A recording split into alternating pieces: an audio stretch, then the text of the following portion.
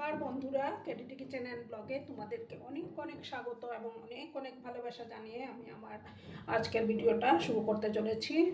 আজকে আমি দেখো কুচো চিংড়ি দিয়ে পটলের একটা রেসিপি শেয়ার করব। তার জন্য আমি দেখো এখানে চিংড়ি মাছগুলোকে ধুয়ে নুন হলুদ মাখিয়ে ম্যারিনেট করে রেখেছিলাম। এবার প্রথমে আমি গ্যাসটা অন করে দিচ্ছি বন্ধুরা। একটা প্যান আমি বসিয়ে দিলাম আর রান্নাটা আমি সর্ষের তেলে করে নেব।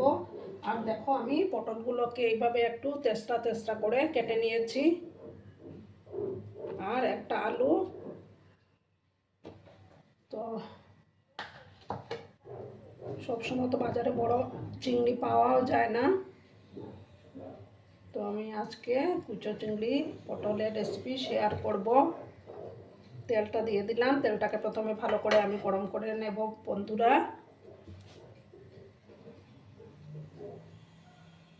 দেখো বন্ধুরা, তেলটা গরম হয়ে গেছে। এবার আমি চিংড়ি মাছগুলো ভাজবো।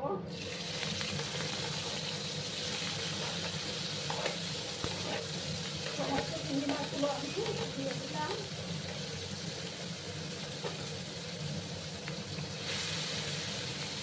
খুব একটা বেশি ভাজার দরকার নেই, কারণ চিংড়ি মাছ বেশি ভাজলে শক্ত হয়ে যায়।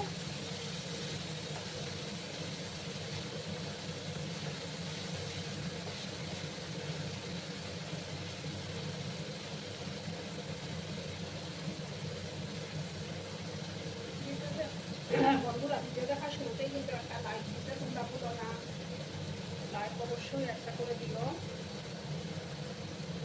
আর যেসব নতুন বন্ধুরা আজকে ফার্স্ট টাইম আমার চ্যানেলে ভিজিট করছো এবং আমার চ্যানেল থেকে এখনও কি সাবস্ক্রাইব করোনি, তারা পাশে থাকা বেল আইকনটি অন করে রেখে দিও, যাতে করে আমার ভিডিও ছাড়ার সাথে সাথে নোটিফিকেশন তোমাদের কাছে পৌঁছে যায়। পুরনো বন্ধু নতুন বন্ধু সবাইকে জানাই অনেক অনেক ভালোবাসা। আর একটু সময় আমি ভাজবো, তারপর আমি এগুলো তুলে নেব।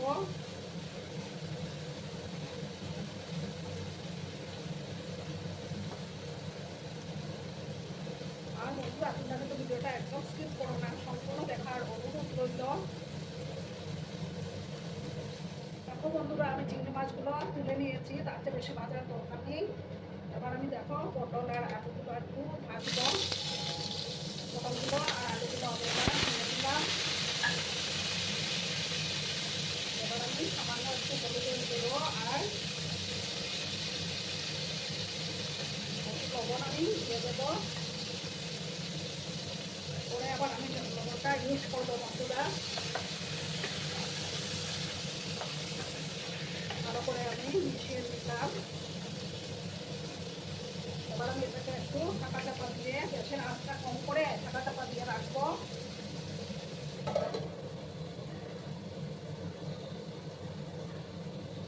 আমি দেখো বন্ধুরা, ঢাকাটা সরিয়ে দিলাম, আবার একটু নাড়াচাড়া করলাম।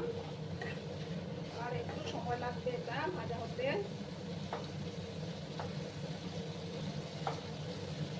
আর একটু সময় আমি ভাজা ভাজা করে নেব।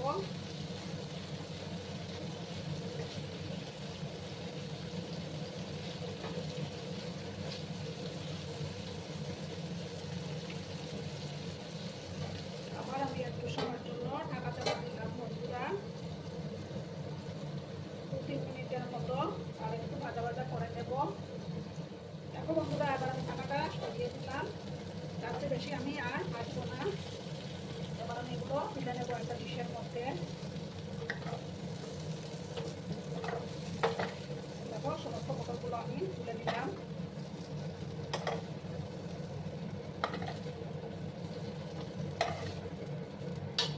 এবার আমি আর একটু সর্ষের তেল দেবো।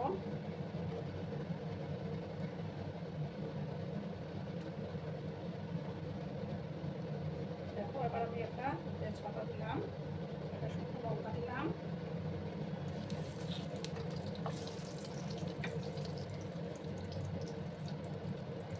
এবার দেবো 5 স্পুনের মতো গোটা জিরে।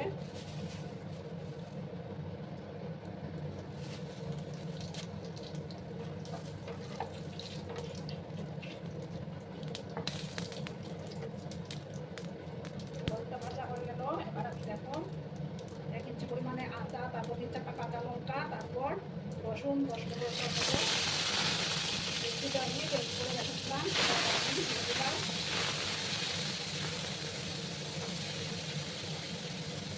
তোমরা খাও, যে যেরকম খাও সেই অনুপাতে লঙ্কাটা দেবে। ভালো করে আমি এবার কষিয়ে নেব যতক্ষণ না আদা রসুনের কাঁচা গন্ধটা যাচ্ছে।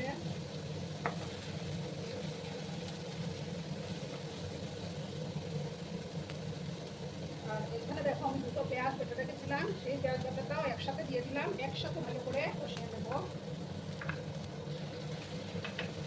একসাথে কষানো হয়ে যাবে।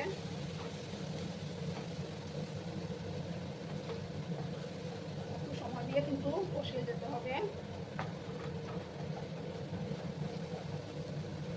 যাতে করে আদা রসুনের কাঁচা গন্ধটা একদমই চলে যায়।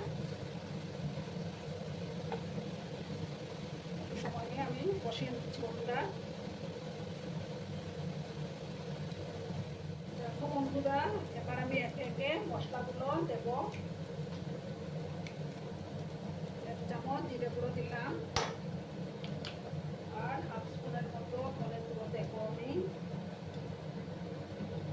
হলুদের গুঁড়োটাও এবার আমি অ্যাড করে দিচ্ছি, সামান্য একটু হলুদের গুঁড়ো। আর দেবো আমি কাশ্মীরি লঙ্কার গুঁড়ো 1 চামচ থেকে কম দিলাম। এবার আমি সামান্য একটু জল দিয়ে এটাকে ভালো করে কষিয়ে যাব যাতে করে মশলাটা না পুড়ে যায়।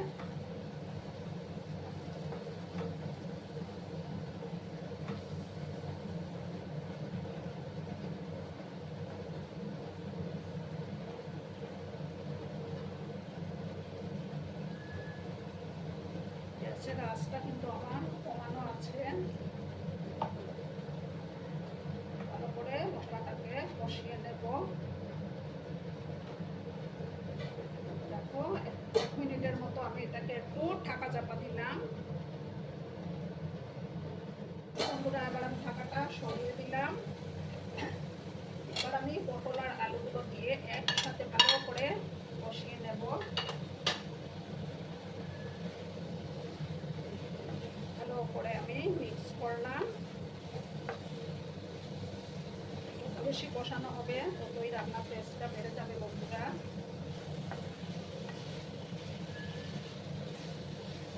দেখো দুটো কাঁচা লঙ্কা আমি দিয়ে দিলাম। এবার আমি গুলো দিয়ে দিলাম, একসাথে ভালো করে কষিয়ে যাব।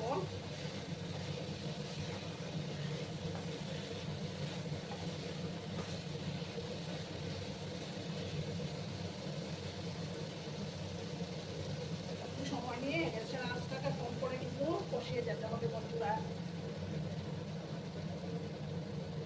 এবার দেখো আমি পরিমাণ মতো লবণটা অ্যাড করে দিচ্ছি।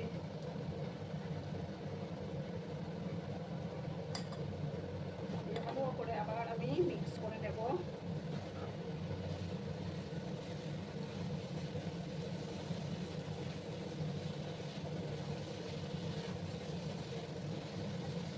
খুব সুন্দর একটা ফ্লেভারও বেরিয়েছে বন্ধুরা।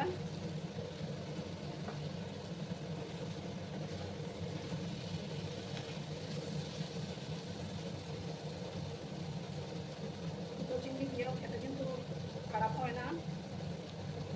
এবার আমি দেখো এটার মধ্যে গরম জল দেবো, কারণ গরম জল দিয়ে রান্নার টেস্টটা খুবই ভালো আসে। দেখো ভালো করে আমি মিক্স করে নিলাম।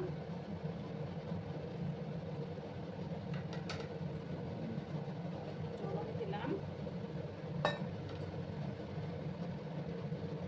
ভালো করে মিক্স করলাম।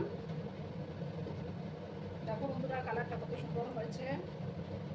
এবার আমি গ্যাসের আঁচটাকে কম করে দিয়ে 5 থেকে 6 মিনিটের মতো আমি এটাকে রান্নাটা হতে দেবো, তাহলেই তৈরি হয়ে যাবে কুচো চিংড়ি পটলের রেসিপি। এবার আমি ঢাকাটা সরিয়ে দিলাম। দেখো আমার পটল আলু খুব সুন্দর সুসিদ্ধ হয়ে গেছে, রান্নাটাও কমপ্লিট। এবার আমি সামান্য একটু গরম মশলার গুঁড়ো অ্যাড করে দেব।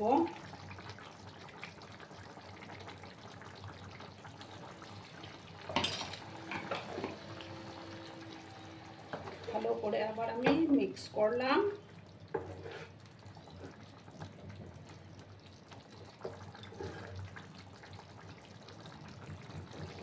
এবার আমি দেখো বন্ধুরা গ্যাসটা অফ করে দিচ্ছি। অফ করে 2 মিনিট আমি স্ট্যান্ডিং টাইমে রাখবো, তারপর আমি সার্ভ করে তোমাদেরকে দেখাচ্ছি। বন্ধুরা আমি সার্ভ করে দিয়েছি, কেমন হয়েছে অবশ্যই কমেন্ট করে বলো। কিন্তু তোমাদের এই মিষ্টি মিষ্টি কমেন্টগুলো পড়তে আমার খুবই ভালো লাগে। আর এতক্ষণ ধরে আমার ভিডিওটার সাথেও পাশে থেকে আমাকে এতটা ভালোবাসা দেওয়ার জন্য তোমাদেরকে আবারও জানাই অনেক অনেক ভালোবাসা এবং অনেক অনেক ধন্যবাদ। ততক্ষণে তোমরা সবাই খুব ভালো থেকো, সুস্থ থেকো, আনন্দে থেকো। আর আমার ভিডিওটার কোনো অংশেও যদি তোমাদের একটুকু ভালো লাগে তাহলে অবশ্যই তোমাদের পরিবার পরিজনদের মাঝে শেয়ার করে দেওয়ার অনুরোধ রইল। ততক্ষণে খুব ভালো থেকো, ধন্যবাদ।